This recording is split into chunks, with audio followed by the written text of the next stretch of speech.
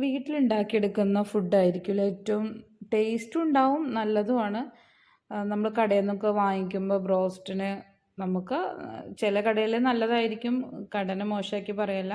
പക്ഷെ എന്നാലും നമ്മൾ വീട്ടിലുണ്ടാക്കിയെടുക്കുമ്പോൾ നമുക്ക് വല്ലാത്തൊരു ഇഷ്ടമല്ലേ നമ്മൾ ഫുഡൊക്കെ ഉണ്ടാക്കിയെടുക്കുമ്പോൾ നമുക്ക് കഴിക്കാനും കുട്ടികൾക്ക് ഉണ്ടാക്കി കൊടുക്കാനും ഗസ്റ്റൊക്കെ വരുമ്പോൾ നമുക്ക് നല്ല ഫുഡൊക്കെ ഉണ്ടാക്കി കൊടുക്കാൻ നല്ലൊരു ഇഷ്ടമാണല്ലേ. നല്ലൊരു ഹെൽത്തി ആയിട്ടുള്ള ഫുഡ് നമുക്ക് ഉണ്ടാക്കുകയും ചെയ്യാം.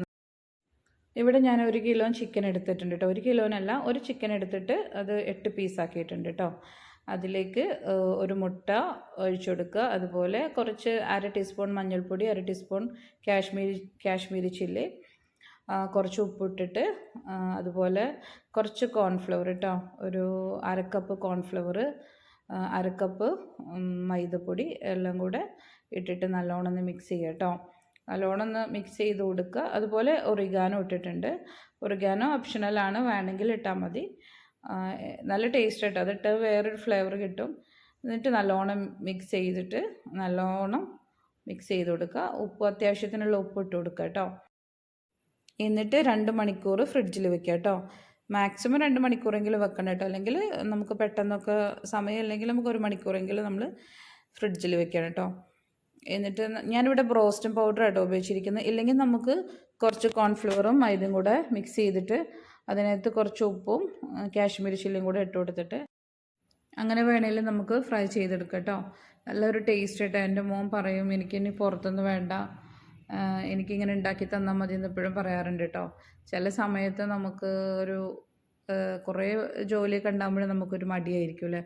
എന്നാലും ഇങ്ങനെയൊക്കെ കുട്ടികൾക്ക് സ്നാക്സൊക്കെ ഉണ്ടാക്കി കൊടുക്കുമ്പോൾ ഒരു സന്തോഷമാണ്. അവരൊക്കെ സ്കൂളിട്ട് വരുമ്പോൾ പറ്റി ക്ഷീണിച്ചിട്ടുണ്ടാവും. അപ്പോൾ ഇങ്ങനെയൊക്കെ അവർക്ക് ഇഷ്ടപ്പെട്ട ഫുഡൊക്കെ എപ്പോഴും എന്തായാലും നടക്കില്ല.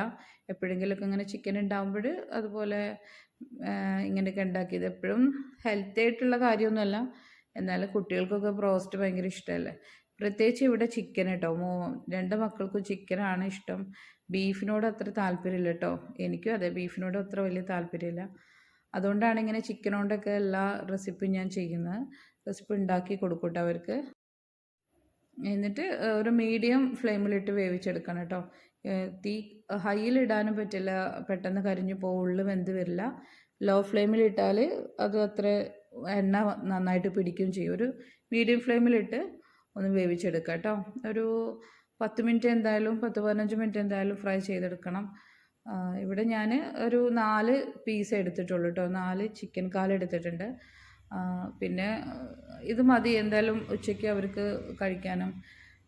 അതുപോലെ പിന്നെ ചൂടോടെ തന്നെ ഫ്രൈ ചെയ്തെടുക്കാമെന്ന് വിചാരിച്ചു കേട്ടോ.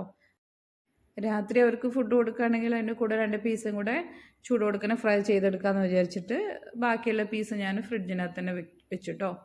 നല്ല ടേസ്റ്റ് ഉണ്ട്. എല്ലാവരും ഒന്ന് ഉണ്ടാക്കി നോക്കൂ. എല്ലാവർക്കും അറിയായിരിക്കും കേട്ടോ. ഞാൻ അറിയാത്തവർക്കാട്ടോ പറയുന്നത്, എന്നാലും അറിയാത്തവരുണ്ടാവില്ല. പിന്നെ ഓരോരുത്തർ ഉണ്ടാക്കുന്ന ഒരു വ്യത്യസ്തമാണല്ലേ. ചിലവർക്ക് സിമ്പിളായിട്ടായിരിക്കും, ചിലവർ കുറച്ച് വേറെ എന്തെങ്കിലുമൊക്കെ ആഡ് ചെയ്യും. അതുകൊണ്ട് കേട്ടോ ഓരോരുത്തർ ഉണ്ടാക്കുന്ന വ്യത്യസ്ത രീതിയിലാണ്. ഇതുപോലെ ഒന്ന് ഉണ്ടാക്കി നോക്കട്ടോ, അടിപൊളി ടേസ്റ്റാണ്.